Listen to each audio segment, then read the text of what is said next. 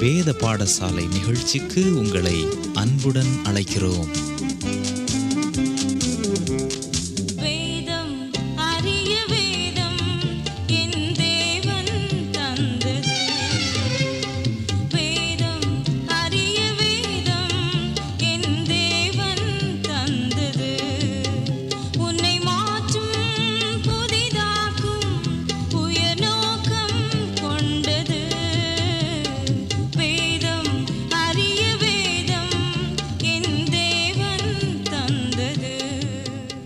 நேயர்களே, துன்பம் துயர் நம்மை நெருக்கும் போது நாம் யாரிடம் செல்கிறோம்? யோபு புத்தகம் நமக்கு கற்றுக் கொடுப்பதென்ன? கிறிஸ்துவுக்குள் பிரியமானவர்களே, கவிதை புத்தகங்களின் முதலாவது புத்தகமாகிய யோபு புத்தகம் மனமுடைந்த தேவ ஜனங்களுக்காக எழுதப்பட்டது. யோபுவின் புத்தகத்தை எழுதும்போது அவர் உள்ளத்தில் இருந்ததெல்லாம் உடைந்த உள்ளங்கள்தான். யோபுவின் புத்தகம்தான் வேதாகமத்தின் முதல் புத்தகம் என்றும் ஆதியாகமத்திற்கு முன்னால் எழுதப்பட்ட புத்தகம் என்றும் அநேகர் நம்புகிறார்கள். யோபுவின் புத்தகம் எப்போது எழுதப்பட்டது, இதை எழுதியவர் யார் என்ற கேள்விகளுக்கான விடை இன்று வரை கிடைக்கப்பெறவில்லை. மோசே இந்த புத்தகத்தை எழுதியிருக்கலாம் என்று சிலர் நம்புகிறார்கள். இன்னும் சிலர் எழுதியது யாராக இருந்தாலும் அவர்கள் யோபுவைப் போல தங்களுடைய வாழ்க்கையிலும் உபத்திரவங்களை அனுபவித்திருக்க வேண்டும் என்று நம்புகிறார்கள். இன்னும் சிலர் யோபுவின் வயதை காரணம் காட்டி இந்த புத்தகம் முற்பிதாக்களாகிய ஆபிரகாம், ஈசாக்கு போன்றோரின் நாட்களில் எழுதப்பட்டிருக்க வேண்டும் என்று கூறுகிறார்கள். யோபுவின் துக்க நாட்கள் முடிந்த பின்பு யோபு 140 வருடம் உயிரோடு இருந்து வயது சென்று மரித்தார் என்று கூறப்பட்டுள்ளது. இது முற்பிதாக்கள் வாழ்ந்த நாட்களை குறிக்கிறது. யோபு புத்தகமோ இல்லையெனில் வேறு எந்த புத்தகமாயிருந்தாலும் அதன் ஆசிரியர் யார், அது எப்போது எழுதப்பட்டது என்பது முக்கியமல்ல. மாறாக அந்த புத்தகம் கூறும் சத்தியம் என்ன என்பதுதான் முக்கியம். இதனை நாம் வேதாகமத்தின் முன்னுரையிலே கற்றுக்கொண்டோம். யோவான் 17ஆம் அதிகாரம் 17ஆம் வசனத்தில் இயேசு ஜெபிக்கும்போது உம்முடைய வசனமே சத்தியம் என்று கூறுகிறார். ஆகவே நாம் குறிப்பிட்ட பகுதியின் சத்தியத்தை அறிந்து கொள்வதற்காகவே வாசிக்கிறோம். அவருடைய சித்தத்தின்படி செய்ய மனதுள்ளவன் எவனோ அவன் இந்த உபதேசம் தேவனால் உண்டாயிருக்கிறதோ, நான் சுயமாய் பேசுகிறேனோ என்று அறிந்து கொள்வான் என்று இயேசு யோவான் 7ஆம் அதிகாரம் 17ஆம் வசனத்தில் கூறுகிறார். வேதாகமத்தில் காணப்படும் சத்தியங்களை வாழ்க்கையில் செயல்படுத்தும் விருப்பத்தோடு படிக்கும்போது தான் அது தேவனால் ஏவப்பட்டு எழுதப்பட்டது என்பதை புரிந்து கொள்ள முடியும். வேத வசனங்களை நம் வாழ்க்கையில் செயல்படுத்தும் போது மட்டுமே அது தேவனுடைய வார்த்தை என்பதை அறிந்து கொள்ள முடியும். யோபுவின் புத்தகத்தை நாம் படிக்கும்போது இந்த புத்தகம் எந்த சத்தியத்தை போதிக்கிறது, அதை என் வாழ்க்கையோடு எவ்வாறு ஒப்பிட்டு பார்ப்பது, அந்த சத்தியத்தை என் வாழ்க்கையில் எவ்வாறு செயல்படுத்துவது என்ற கேள்விகளை கேட்க வேண்டும். யோபுவின் புத்தகம் அழகான கவிதை புத்தகம். நாம் யோபு புத்தகத்தை படிக்கும்போது உடைந்து போன உள்ளங்களுக்கு இந்த புத்தகத்தில் தேவன் என்ன கூறுகிறார் என்று படிக்க வேண்டும். ஒருவேளை நம்முடைய உள்ளமும் உடைந்து போய் துக்கத்தில் இருப்போமானால், தேவனே, உடைந்த உள்ளங்களுக்காக இந்த புத்தகத்தில் நீர் என்ன கூறுகிறீர், என்னுடைய உடைந்த உள்ளத்திற்கு உம்முடைய செய்தி என்ன என்று கேட்கலாம். புதிய ஏற்பாட்டில் உள்ள ஒரு சிறிய வசனத்தின் பெரிய எடுத்துக்காட்டாக யோபுவின் புத்தகம் காட்சியளிக்கிறது.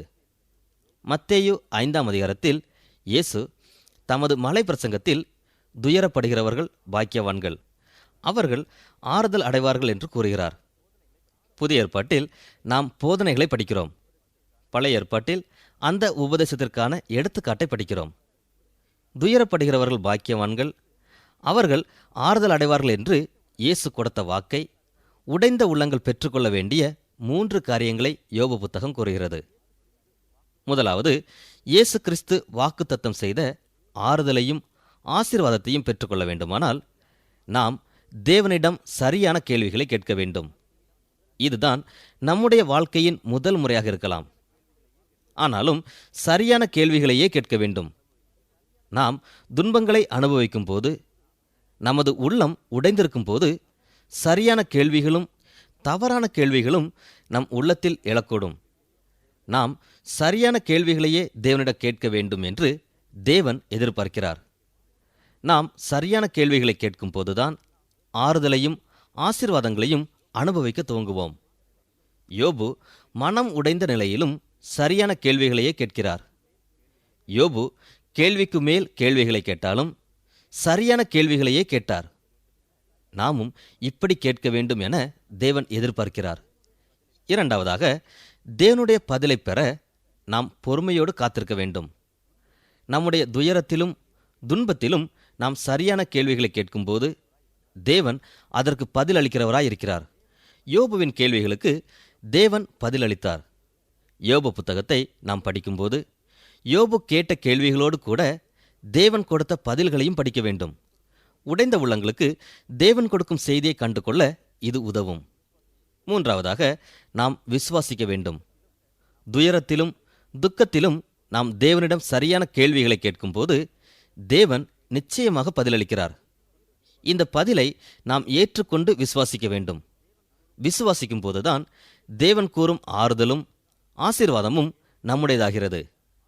கேள், கவனி, விசுவாசி, இந்த மூன்றும் தான் துக்கத்திலும் துயரத்திலும் நமக்கு ஆசீர்வாதத்தை கொண்டு வருகிறது.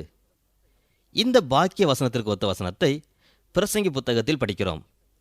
விருந்து வீட்டிற்கு போவதிலும் துக்க வீட்டிற்கு போவது நலம் என்று பிரசங்கி 7ஆம் அதிகாரம் 2ஆம் வசனத்தில் படிக்கிறோம். இந்த அதிகாரம் முழுவதையும் படிக்கும்போது ஏன் விருந்து வீட்டிற்கு போவதிலும் துக்க வீட்டிற்கு போவது நலம் என்பதை பிரசங்கி விவரிக்கிறார். நாமும் ஒரு நாள் மரிக்கப் போவது நிச்சயம். ஆகவே நாம் மரிக்கப் போகிறோம் என்ற கண்ணோட்டத்துடன் நாம் காரியங்களை சிந்திப்பது நல்லது. ஆகவே தான் விருந்து வீட்டிற்கு போவதிலும் துக்க வீட்டிற்கு போவது நலம் என்று பிரசங்கி கூறுகிறார். கவிதை என்பது உள்ளத்தின் மொழியாகும். வேத வசனத்தின்படி உள்ளம் என்பது உள்ளான மனிதனை குறிக்கிறது. உள்ளான மனிதன் தேவ சாயலாக சிருஷ்டிக்கப்பட்டவன். நம்மில் உள்ளான மனிதன் என்பது நித்தியமான ஒன்றாகையால் மிகவும் முக்கியமான ஒன்றாகும். நம் வாழ்நாளில் தேவன் அனுமதிக்கும் எல்லா அனுபவங்கள் மூலமும் தேவன் நம்மை சீர்படுத்தி நம்மை நித்திய நிலைக்காக ஆயத்தப்படுத்துகிறார். நம் உள்ளான மனிதனை வளரச் செய்யும் அனுபவங்கள் எவை? நம் உள்ளான மனிதனை தேவ சாயலுக்கு ஒப்பாக மாற்றம் பெற செய்யும் அனுபவங்கள் எவை? நம் உள்ளான மனிதன் நித்திய காலமாக தேவனோடு வாழப்போவதால் எவ்விதமான அனுபவங்கள் நம்மை நித்தியத்திற்கு ஆயத்தப்படுத்தி தேவனோடு நெருங்கி வாழ செய்கின்றன? நாம் கலந்து கொண்ட விருந்து வீடுகளா, உல்லாச வைபவங்களா, நமக்கு எல்லா நன்மைகளும் தாராளமாய் உண்டாயிருந்த நேரங்களா? இல்லை, நம் வாழ்க்கையின் சோதனை நேரங்கள், வேதனை நேரங்கள். இவைதான் நம் உள்ளான மனிதனில் நம்மை வளரச் செய்த நேரங்கள் என்று நாம் எல்லாரும் ஒத்துக்கொள்ள முடியும். நம்முடைய வியாதி படுக்கை, நீ இனி பிழைக்க மாட்டாய் என்று சொல்லப்பட்ட நேரங்கள்தான் நம்மை தேவனை நெருங்கி சேர செய்த நேரங்களாகும். நாமும் ஒரு நாள் கடந்து போவோம் என்ற எண்ணம் நம்மை துக்க வீடுகளில் கவனமுள்ளவர்களாக்கி விடுகிறது, சிந்திக்க வைத்து விடுகிறது. நாம் ஒரு நாள் மரிக்கப் போகிறோம் என்பதில் எந்த சந்தேகமும் இல்லை. ஆனால் எங்கு, எப்போது, எப்படி என்பதுதான் மாறுபடும். இதை நாம் சாதாரணமாக சிந்திப்பதில்லை, சிந்திக்க விரும்புவதும் இல்லை. நாம் நம்மை ஏமாற்றிக்கொண்டே வாழ்கிறோம். நாம் மரித்த பின் எங்கோ வாழ்ந்து கொண்டிருப்போம், கண்களுக்கு புலப்பட மாட்டோம் என்று சில பழங்கதைகளை நம்புகிறோம். இன்னும் சிலர் நாம் மறுபிறவி எடுத்து ஏதாவது ஒரு மிருகமாக, பறவையாக வாழ்வோம் என்று தங்களையே ஏமாற்றிக் கொள்கின்றனர். தேவனுடைய மதிப்பீடுகளை ஏற்றுக்கொண்டு உள்ளான மனிதனில் நித்திய நிலைக்காக ஆயத்தப்பட வேண்டும் என்று தேவன் விரும்புகிறார். ஆகையினால்தான் இயேசு துயரப்படுகிறவர்கள் பாக்கியவான்கள் என்று கூறினார். நாம் துயரப்படும்போதுதான் தேவனை நினைத்து பார்க்கிறோம். நம் விருப்பங்கள் தேவனுடைய விருப்பங்களுக்கு ஒத்ததாக மாறி உள்ளான மனிதனில் அவரைப் போல மாற முயற்சிக்கிறோம். நாம் இயேசுவின் மதிப்பீடுகளை நமதாக்கிக் கொண்டால் துயரப்படுகிறவர்கள் பாக்கியவான்கள் என்று வேதம் கூறும் இந்த சத்தியத்தை புரிந்து கொள்வோம். யோபு புத்தகத்தின் கருப்பொருள் இதுதான். யோபுவின் புத்தகம் ஒரு சிறந்த தேவ மனிதனை பற்றிய, ஒரு ஆவிக்குரிய மனிதனை பற்றிய சரித்திரமாகும். சோதிக்கப்பட்டதன் மூலம் அவர் உயர்ந்த ஆன்மீக தேவ மனிதனானார். நல்ல ஒரு மனிதனை உயர்ந்த மனிதனாக்குவதற்கு தேவன் அனுமதிக்கும் காரியம் உபத்திரவம். இதுதான் யோபு புத்தகத்தின் சாராம்சாரம். யோபு புத்தகத்தின் உபதேசம் இன்றைய உலகிற்கு மிகவும் பொருத்தமானதாகும். ஆசீர்வாத இறையியல் என்ற கருத்து இன்றைய உலகில் மிகவும் பிரபலமாகி வருகிறது.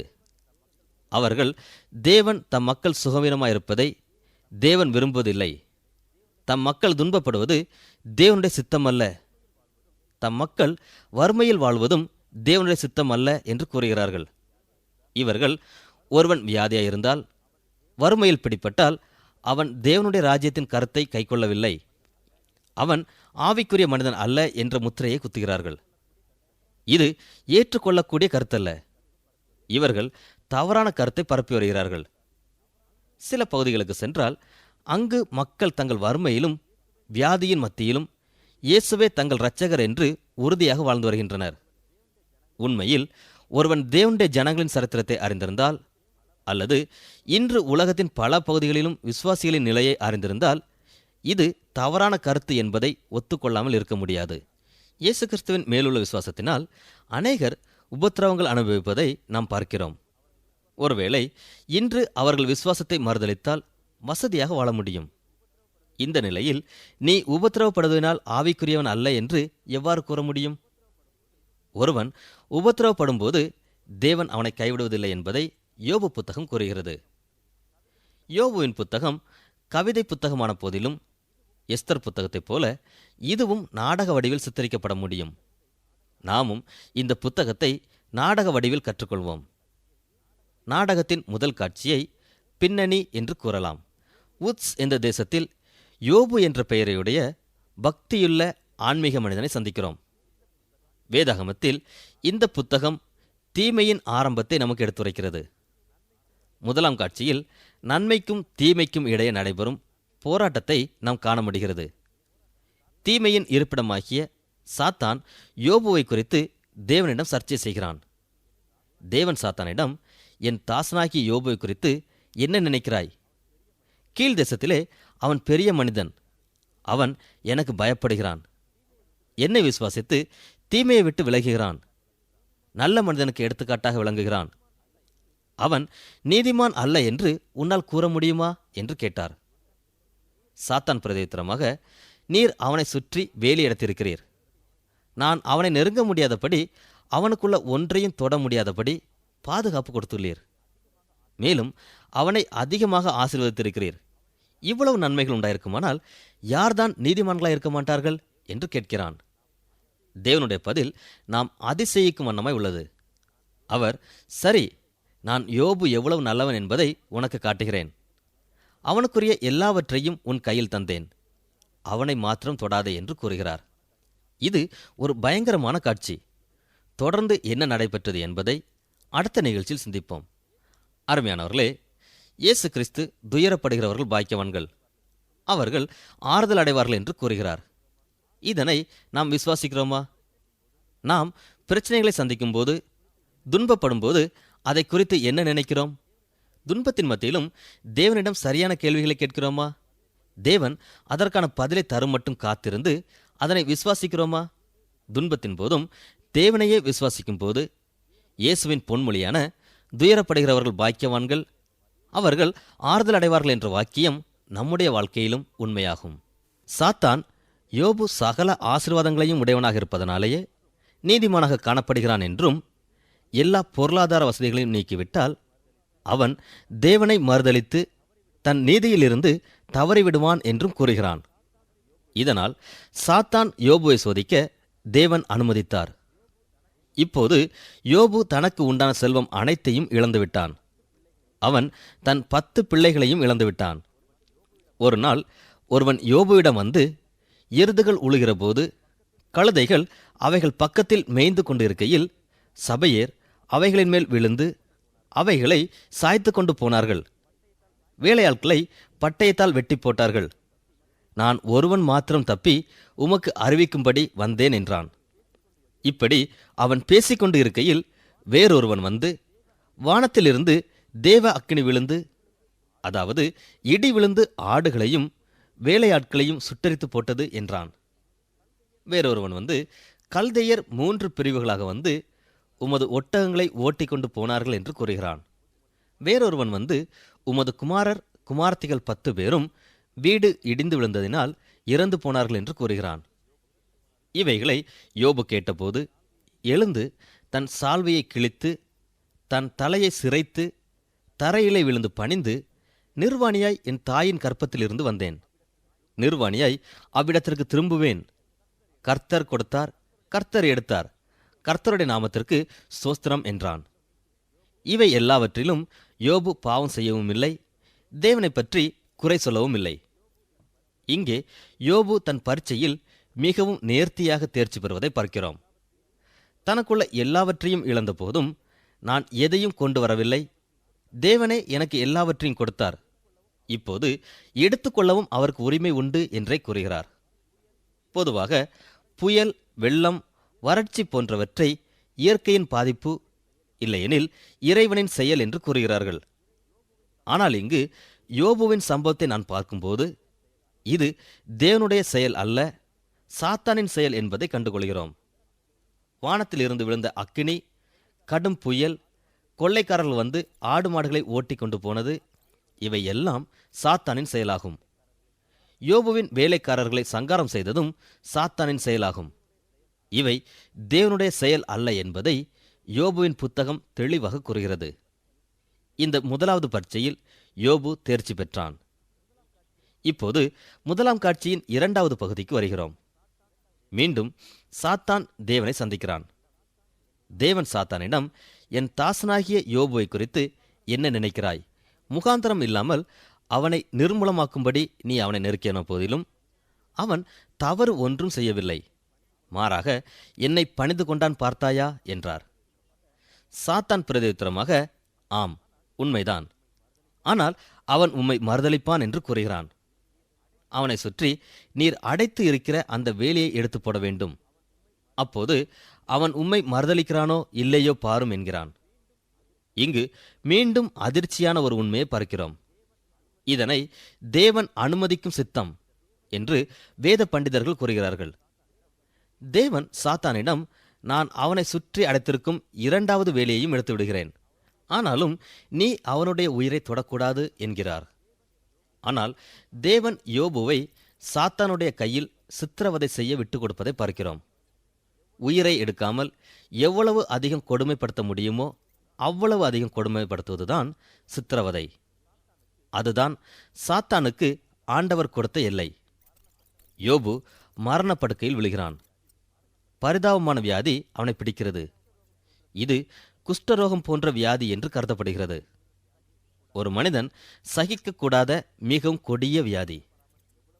மரணம் வராமல் எவ்வளவு அதிகமான வேதனையை ஒரு மனிதன் அனுபவிக்க முடியுமோ அவ்வளவு அதிகமான வேதனையை யோபு அனுபவித்தான். இந்த இரண்டாவது கட்டத்திலே யோபு முதலாவது கட்டத்தில் செய்தது போல வெற்றி பெறவில்லை. யோபு மனம் தளர்ந்து போனான். அவன் மனது கலங்குகிறது. யோபுவுக்கு இருந்த ஒரே ஒரு சம்பத்து அவனை கேள்வி கேட்கக்கூடிய மனைவி. அவளும் இப்போது அவனை பார்த்து, நீர் இன்னும் உம்முடைய உத்தமத்தில் உறுதியாய் நிற்கிறீரோ? தேவனை தூஷித்து ஜீவனை விடும் என்றாள். என்ன ஒரு கொடூரமான ஆலோசனை பாருங்கள். அவனுக்கு உதவியாய் இருக்க வேண்டிய மனைவியே இந்த ஆலோசனை கொடுக்கிறாள். யோபு தன் மனைவிக்கு பிரதியுத்தரமாக ஒரு கேள்வி கேட்கிறான். யோபு தன் மனைவியிடம், நாம் தேவனிடத்தில் என்ன எதிர்பார்க்க வேண்டும்? எப்போதும் நன்மையையே எதிர்பார்க்க வேண்டுமோ, தீமையை எதிர்பார்க்க கூடாதோ என்று கேட்கிறான். யோபு கேட்டதன் சுருக்கம், ஒரு நல்ல மனிதன் தான் நல்லவனாய் இருப்பதனால் தேவனிடமிருந்து எதை எதிர்பார்க்க வேண்டும் என்பதுதான். யோபுவின் புத்தகத்தில் அநேக கேள்விகள் கேட்கப்பட்டிருக்கின்றன. இது இவை எல்லாவற்றிற்கும் மேலான கேள்வியாகும். யோபு புத்தகம் முழுவதும் இந்த கேள்விக்கான விடை இடம்பெற்றிருப்பதை காணலாம். யோபு நல்ல தேவ பயமுள்ள மனிதன். நல்லவனாயிருப்பதனால் தேவனுடைய கரத்திலிருந்து எதை எதிர்பார்க்க வேண்டும்? இந்த கேள்வியோடு யோபு சரித்திரத்தின் முதலாவது காட்சி முடிவு பெறுகிறது. முதலாவது காட்சியை பின்னணி என்று கூறினோம். இரண்டாவது காட்சியை பகிர்ந்து கொள்ளுதல் என்று கூறலாம். யோபுவுக்கு 3 நண்பர்கள் இருந்தார்கள். யோபுவின் வியாதியையும் ஏற்பட்ட இழப்பையும் குறித்து கேள்விப்பட்ட இந்த நண்பர்கள் யோபுவின் வீட்டிற்கு வந்து சேர்ந்தனர். அவர்கள் வந்தபோது யோபுவை இனம் கண்டு கொள்ள முடியாத அளவிற்கு அவனது வியாதி கொடியதாய் இருந்தது. அவனை பார்த்ததும் அவர்கள் மிகவும் அழுது அவனுக்காக பரிதபித்தார்கள். பின்பு ஒருவரும் அவனோடு கூட ஒரு வார்த்தையும் பேசாமல் இரவு பகல் 7 நாள் அவனோட கூட தரையிலே உட்கார்ந்திருந்தார்கள். யோபுவின் நண்பர்கள் மௌனமாய் இருந்த நாட்கள்தான் யோபுவுக்கு ஆறுதலாயிருந்தது என்று யோபு பின்னர் கூறுகிறார். ஆறுதலற்ற வார்த்தைகளை கூறும் ஆறுதல் சொல்வோரை யோபுவின் நண்பர்கள் எடுத்துக்காட்டுகிறார்கள். இதை குறித்து நாம் தொடர்ந்து படிக்கும்போது சிந்திப்போம். ஆனால் அவர்கள் வீட்டிற்கு வந்த துவக்கத்தில் ஆறுதலின் மாதிரிகளாய் தெரிகிறார்கள். ஏனென்றால் சில வேளைகளில் வேதனைப்படுவோரோடு ஏதும் பேசாமல் இருப்பதே நலம். வேதனைப்படுவோரை அலட்டாமல் அமைதியாக இருப்பதே நாம் அவர்களுக்கு கொடுக்கும் ஆறுதலாகும். பொதுவாக ஒருவர் துன்பப்படும் போது நாம் அவர் ஆறுதல் அடையும்படியாக சில வார்த்தைகளை பேசுகிறோம். உண்மையாக நாம் அவர்களை ஆறுதல் படுத்த விரும்பினால் நாம் அவர்களை குறித்து அக்கறை கொண்டுள்ளோம், அவர்களுடைய பிரச்சனைகளில் அவர்களோடு கூட இருக்கிறோம் என்பதை வெளிப்படுத்தும்படியாக அவர்களோடு அமைதியாக இருப்பது மட்டுமே போதுமானது. அவர்கள் வேதனையை அனுபவிக்கும் நேரத்தில் அவர்களோடு இருந்தால் அதுவே பெரிய ஆறுதலாய் இருக்கும். உண்மையில் அவர்களும் இதைத்தான் நம்மிடம் எதிர்பார்ப்பார்கள். ஒரு மனநல மருத்துவமனையில் ஒரு நோயாளி எதுவும் பேசாமல் இருந்தான். அவனை பேச வைப்பதற்காகத்தான் மருத்துவமனையில் அனுமதித்திருந்தார்கள். மருத்துவர்கள் பலரும் அவனிடம் வந்து எவ்வளவோ பேச்சு கொடுத்தும் அவன் பேசவில்லை. இந்நிலையில் ஒரு இறையியல் கல்லூரி மாணவனை அவனிடம் அனுப்பி, நீ அவனிடம் பேசி அவனை எப்படியாவது பேச வைக்க முயற்சி செய் என்று கூறினார்கள். இந்த மாணவன் தினமும் மதியம் 2 மணிக்கு வந்து இவனோடு அமர்ந்திருப்பான். பின்னர் 3 மணி அளவில் தன் கல்லூரிக்குள் சென்று விடுவான். இவ்வாறாக 8 வாரங்கள் நடந்தது. 8 வாரங்கள் கடந்த பின் ஒரு நாள் இவன் பேச ஆரம்பித்தான். இந்த மனநோயாளி எதிர்பார்த்தது என்ன தெரியுமா? தன்னோடு கூட இருக்கும் நண்பனைத்தான் இவன் எதிர்பார்த்தான். இதை யோபுவின் நண்பர்களும் வீட்டிற்கு வந்தபோது செய்தனர். அந்த 7 நாள் மௌனத்திற்கு பின்பு யோபுவின் வார்த்தைகளால் அந்த மௌனம் கலைகிறது. யோபு தான் கற்பந்தரித்த இரவை சபிக்கிறான். தான் பிறந்த நாளையும் சபிக்கிறான். ஆனால் சாத்தான் எதிர்பார்த்தது போல அவன் தேவனை சபிக்கவில்லை. யோபுவை தொடர்ந்து அவன் நண்பனாகிய எலிப்பாஸ் பேச ஆரம்பிக்கிறான்.